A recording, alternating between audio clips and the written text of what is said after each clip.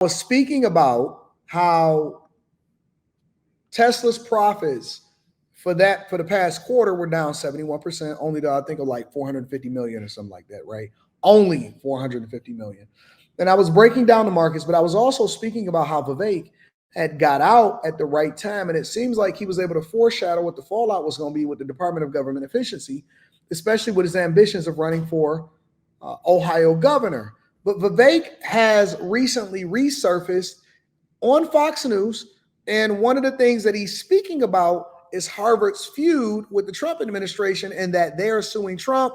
Trump is withholding funds, saying that they need to make sure that they shore up on the diversity of thought and not on diversity, equity, and inclusion, but merit-based hiring and so on and so forth, right? So Vivek has recently basically reappeared and he's speaking on this, but I'm also wondering if he's going to speak on him running for Ohio governor or the Department of Government Efficiency. Make sure y'all hit a like for the algorithm, subscribe to the channel, and turn on your notifications. Will not compromise on its rights during an interview with Lester Holt that aired last night. Have a look. You're taking on the most powerful man in the world. We are defending what I believe is one of the most important linchpins of the American economy and way of life, our universities. How much pain can Harvard absorb here? We don't know how much we can actually absorb. Find out, what we do know is that we cannot compromise on basic principles. You're going to find out. Meanwhile, according to a new report, Harvard's endowment, get this, it equates to roughly $7 million per student. Still, the school received over $500 million in federal funding, and that happens annually. But President Trump's war with Harvard received praise from the Anti-Defamation League, the CEO, Jonathan Greenblatt, saying, quote, "It's a good thing." Here with reaction, Ohio gubernatorial candidate Vivek Ramaswamy. Vivek, thank you so much for joining us. I think what people really appreciated about you and your approach is it's very principled. So when you hear the Harvard president talk about we can't compromise because these are the things we stand for, there's a huge disconnect when I see that, because it begs the question, what is it that you really stand for? Well, look, I speak as somebody who graduated from Harvard back in 2007. The university always leaned left. It leaned left when I was there. But back then, it was an institution that at least cared about free speech and open debate, the pursuit of truth. Veritas is the school's slogan.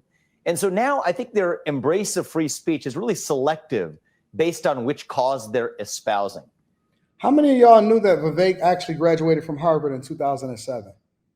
I didn't know that. My own view is that they need to get out of the business, and so many of these universities need to get out of the business of indoctrinating and go back to that pursuit of truth. And I predict this could be the beginning of a trend that we see in our country of private universities decoupling themselves from federal funding. Frankly, a lot of these universities have had a lot of mandates rammed down their throat by the Obama administration, by the Biden administration, in the era of Title IX. And so the fact of the matter is this issue of the federal government telling universities what to do or not to do is not some new issue. It's an issue that goes back as old as the mid-20th century, if not before, when our federal government was overspending its money anyway. We're in the middle of a national debt crisis. We need to cut down how much our federal government is spending. We need to return as much of that to the states and to the people anyway. So putting aside the spat of the day, this could be the beginning of a broader trend to say that institutions like Harvard have plenty of successful graduates who are able to fund the mission of the university if they find it aligned with their view of the world. Decouple yourself from the federal government. Hillsdale's done it. I visit there from time to time. I think other universities may choose and be wise to follow that trend in the future as well. You know why they don't do it? You know why these major universities won't do it? Do you know why Harvard feels entitled to over $9 billion in a year for research grants and funding? They feel entitled. Think about that for a second. Do you know why? Because they have now baked that into the university's budget. So I don't believe that these institutions should be depending on federal dollars, especially if you are a private college. It is a private college. They should not be taking American taxpayer dollars, and there's no way in hell that they should be suing the Trump administration for monies that they are not entitled to. That is money that is granted to them, granted that they meet certain expectations that the federal government mandate that they meet, but they should not be entitled to the money. This is crazy. And for the people that are super liberal, that believe that they should stand with Harvard, a private college with a more than $53 billion endowment, I'm amazed at them. And the reason that I'm amazed at them is because some of those same people, watch the hypocrisy. Y'all ready for this? Some of those same people did not keep the same energy when it came to HBCUs.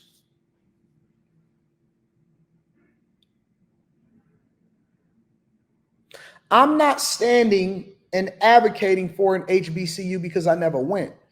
What I am pointing out is the hypocrisy behind standing with an institution like Harvard to get monies from the federal government just because they are against Trump, but then they same people stood against HBCUs. Now, the difference between me and them is that I'm gonna be consistent across the board. I'm objective and I'm consistent. What that means is that I'm able to remove my bias against something to call a spade a spade. I try to anyways. I'm not always able to remove my bias because, my whole lived experiences cause for me to lean one way or the other. I try to be as objective as possible though. And I'm always going to call out the hypocrisy. And the interesting thing about that is that how can you be for somebody only because they are for Trump or only because they are against Trump? And this shows you how much they hate Trump and how much they hate America. They hate America so much that they would go against their own perspective, their own worldviews, their own thoughts to say that I stand with Harvard. They don't just stand with Harvard. They stand against America's adversaries. They stand against the very people that are taking advantage of you. You know what that reminds me of? You know what that reminds me of? That reminds me of the ops. Have you ever seen somebody in your family? Take the movie The Godfather. You know why Michael was so aggravated at Fredo? Is because Fredo always was on the side of the people that Michael was trying to defend him against. Michael understood that Fredo couldn't get right. We in America understand that liberals are out of their mind. And even though they're out of their mind, they're our liberals because they are still Americans. So at the end of the day, we still have to stand with you when we have the ops outside of the building or the ops that are overseas or the people that are taking advantage of you. Why? Even though we know you are a fuck up, we still gonna hold you down. We gonna still put some money in your pockets. We gonna let you buzz down cocktail waitresses. It's 2 at a time. But number one, you never stand against the family. You never stand against the family. Liberals are Fredo. Liberals are Fredo. And they're so hypocritical and they're so power hungry, they just want to be in charge, even if it results in the demise of the family. Even, you remember that speech that Fredo says, I can do things too. I may not be the smartest of the bunch. I may not be as smart as you, but I can do things too. They know that they're not in a position to be. You can't even stop banging cocktail waitresses 2 at a time. And we over here saying, hey, listen, if y'all keep slapping up our brother, if you ever put your hands on my brother again, you're gonna have hell to pay for it. That's America. That's Trump. That's us. That's the conservative. That's people that think logically. We say, listen, we're going to drag y'all to the polls and we're going to tell China, we're going to tell Mexico to stop sending in their people in here. We're going to tell China to stop sending fentanyl in here. We're going to tell China to stop trying to upend the American tax base by putting your husband out of a job because you so liberal, you still want to vote for the thing that's the worst for you. And we telling these countries, hey, listen, keep your hands off of our black women that still voted for y'all to still put their hands on y'all. Have y'all ever dealt or seen a woman that always come to you to crash out when she gets slapped up by her boyfriend, but she always still with her boyfriend? And she wants you to crash out for the boyfriend? That's liberals. Liberals are the very women that we keep telling, hey, listen, you don't need to be under that. Get away from that. You don't want to be in an abusive relationship. Our liberals, our 92%, our super liberal white women, our sassy white men, our men that have no backbone keep following these women to the polls, they are in an abusive relationship. They are in a hypocritical, abusive relationship. And we keep trying to tell them, hey, listen, man. We actually doing the thing to see. Stop being treasonous. Stop going against the family. Stop making us look bad. Stop embarrassing us. We trying to do this thing that's best for America. That's Michael Corleone saying we're trying to do the thing that's best for the family. You're messing up the deal. We trying to get these casinos. Y'all go watch Godfather and Godfather Part 2. Eventually, we might have to let y'all go. Let you go fishing. The people that watched it, they know what I'm talking about.